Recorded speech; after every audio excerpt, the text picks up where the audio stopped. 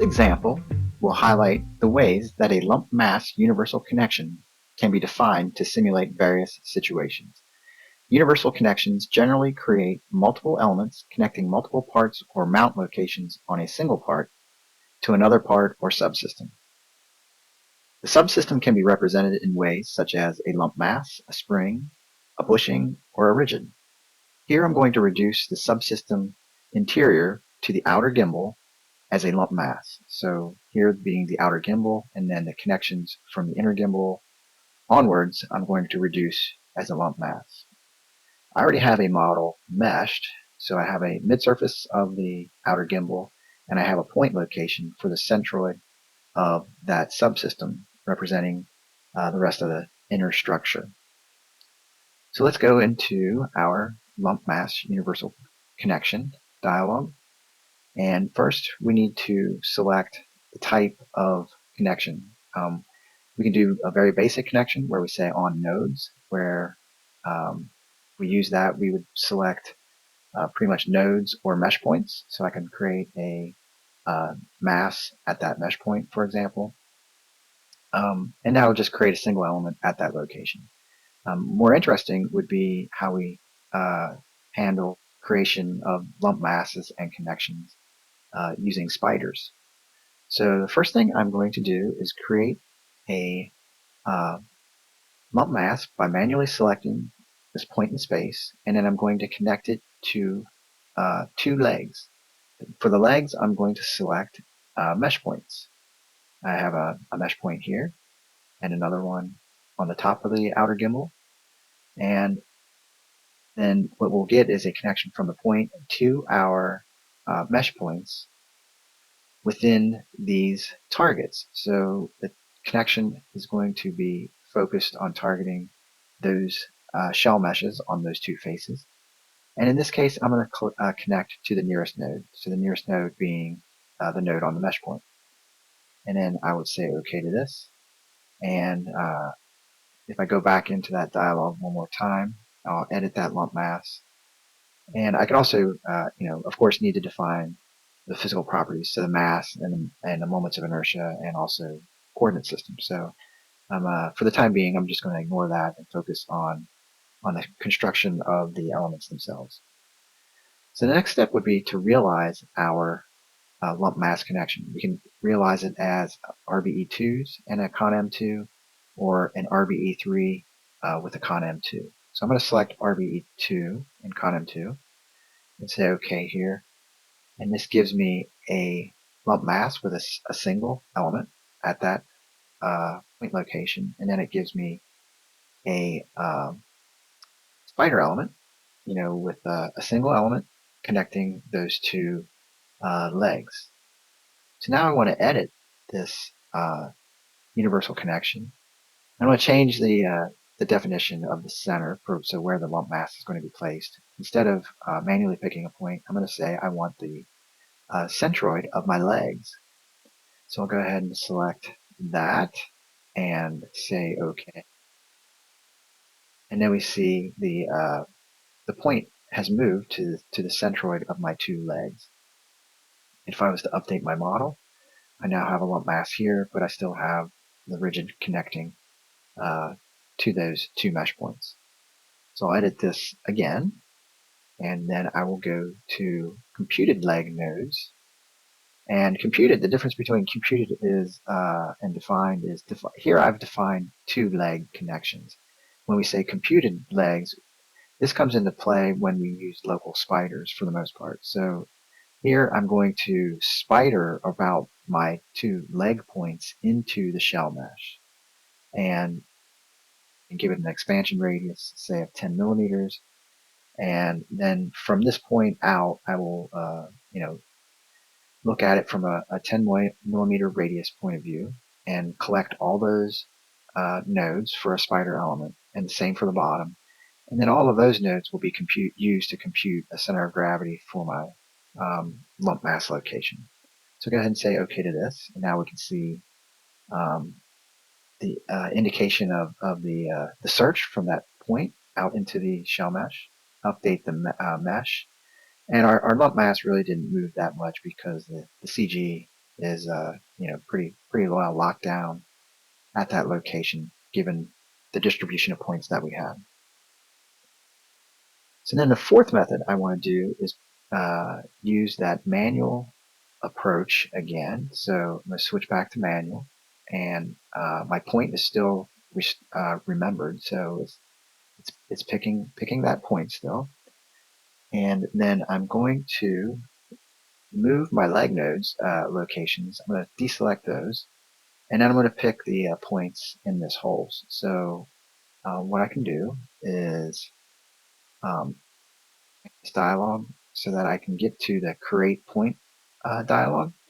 I'll go ahead and make sure my geometry is turned on. It is, so I'll turn off the mesh, and I can get that center point as a location, and then I will also pick or I'll create another point at that center point location, and I have two new leg locations.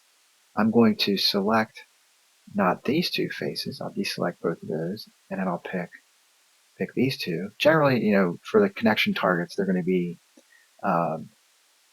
either 2D elements or 3D elements, and even they can come from the geometry, so polygon body or polygon face. But the connections are always going into a 2D or 3D mesh.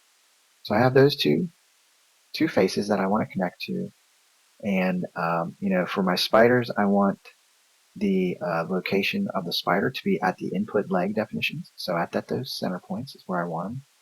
And then I want to connect the spiders not to the nearest point. So I don't want to go from this point to one point on this edge. I want to select all the targets selected, and then I'm going to just use one ring. I'm in a hole, and then I can find one ring of nodes on element free edges, and then we'll see we get a spider from those holes. So we're going to have a spider element going from our lump mass point down to our holes, and then we are going to spider out into the edge of the shell mesh. So I'll update that. Then maybe hide the universal connection, and then we can see our mesh. We have rigid mesh, an RBE2 mesh with an element count of 3 elements, and we have our lump mass. And then finally, I will edit my universal connection, and I can give it 2 rings, say OK to that. I'll turn that on, and then we see how it's spidering into the mesh now. And then I can also edit this one more time and give it an expansion radius or an expansion radius factor. So I'll just say an expansion radius of 10. They apply to that, see how big it goes. So it's now going into 3 and a little bit more right here. So I'll say OK to that. I will update the mesh, and again hide my universal connection, select my RBE2 mesh, and you see how that's all working. So one other topic I wanted to show is maybe changing the representation of this from a RBE2 type connection to being an RBE3. And I'll change that by modifying the realization of the connection. So now we're going to see as the mesh updates, we now have an RBE3 element, and that's going to be the element that connects the lump mass to its legs. So we have an RBE3 here, and then we have 2 RBE2 elements as spiders from the legs into the shell mesh. Okay, so now as a final step, I want to show how you would define, say, a lump mass that connects to a shell or solid mesh at a center point location. So I want to connect this center point to my shell mesh, with a rigid or a constraint type connection, but I also want to put a lump mass at that location. And so we can do that with a lump mass universal connection. We can say with spiders and go to our targets. We can manually select our point. And then for our leg location, we can pick that point again to change this from mesh point to point. And then my target, I'm going to pick my face there, and then I'm going to use local spiders, and I'm going to connect one ring of that shell mesh into my connection. So I say OK to this, and if I realize this as RBE2s, I will get a single lumped mass. So I get one lump mass, and then I get two RBE2s actually. So I have a coincident node RBE2 from the lump mass to the leg location, and then from that leg location out into the shell mesh as a multi-point spider. And then I can change that connection, edit that connection, and instead of RBE2, make that an RBE3, and then we'll see as this updates, we get one RBE3 that's at that coincident node center point location, and then we have our RBE2.